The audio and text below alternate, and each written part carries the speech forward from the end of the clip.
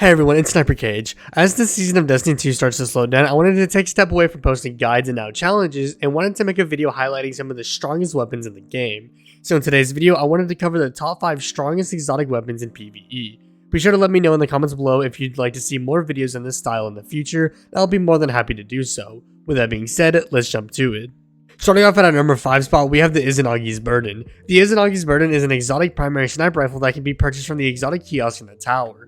The sniper has always been a good, if not great option in PvE since its debut back in the Black Armory, since it can deal a lot of burst damage to one single target. The exotic perk on this weapon allows you to consume your magazine all into one bullet to do increased damage, and the catalyst for the sniper just doubles down on the damage increased, by letting Honed Edge do even more damage. This weapon is a top tier pick, which is why it lands at the number 5 spot. Coming in at our number 4 spot, we have the second and final weapon that is featured in the exotic kiosk, which is the Witherhorde. The Witherhorde made its debut in the season pass with Season of Arrivals in mid-2020, and since its arrival into the game, it has continued to be a phenomenal option. This weapon is, in my honest opinion, the best grenade launcher in the game, thanks to its versatility within PvE, like its great ad clearing by spawn trapping enemies in PvE, and its great tick damages to bosses. In fact, back when Warmind cells were great in Splicer and further in the past, this weapon was even more insane, as it could spawn Warmind cells, assuming you had an Ikelos or Seraph weapon equipped and pulled out while the Witherhorde pool was getting kills. The catalyst for this weapon is even more insane, as it grants Witherhorde with plus 37 handling to take the handling stat up to 100, and auto-loading holster so that you don't have to deal with its admittedly rough reload speed. Yet another fantastic weapon, which is why it's on today's list. Coming at the number 3 spot, we have Arboles. This weapon could arguably be higher on this list, but I had 2 other exotics in mind. Arboles in the past year has dominated Destiny thanks to the buff it received in the anniversary patch in December of 2021. The buff only gave Arboles the ability to take down barrier champs thanks to its now intrinsic anti-barrier, but that's all it needed to be absolutely insane.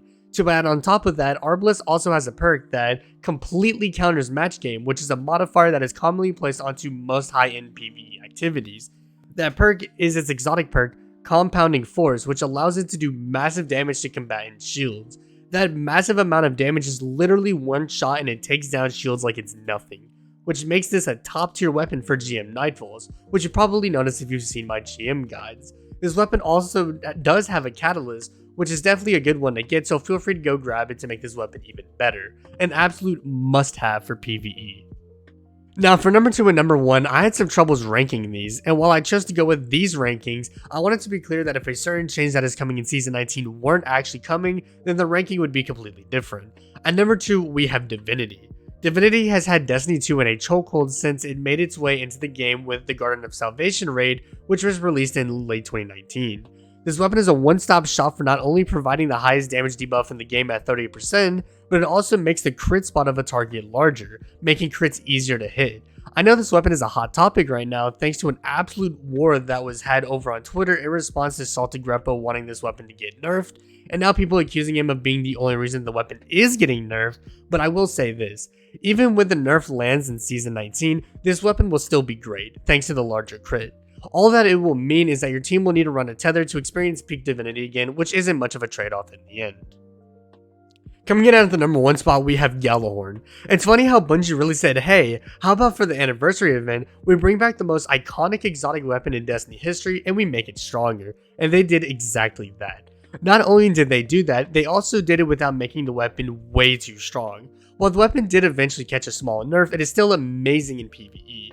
If you don't know what it does, then first of all, welcome to Destiny, since you must be new. But second of all, it fires a tracking rocket that, when it explodes, sends smaller tracking rockets towards nearby enemies. To add on top of that, you also get a boost to reload speed and handling when nearby allies, and if you fired a Gjallarhorn rocket nearby allies, they too get Wolfpack rounds for a short amount of time, as long as they have a legendary rocket launcher equipped. The catalyst is also amazing for this weapon and is not too bad to get, which is even better.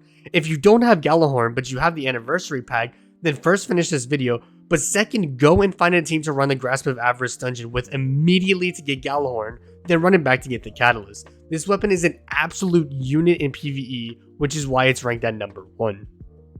Well, that wraps up today's video. If you found the video useful, consider dropping a like and subscribing for more Destiny content dropping every week. If you'd like to see more of these videos, then let me know by dropping a comment and let me know what topic I should cover next. Also, be sure to stop by my streams that happen right here on YouTube every weekday, as I'd love to see you come and hang out in the chat. Finally, be sure to follow me on my social media platforms, all of which are linked in the description below. With that being said, I'm SniperKH, and I'm out. Good luck with gaming.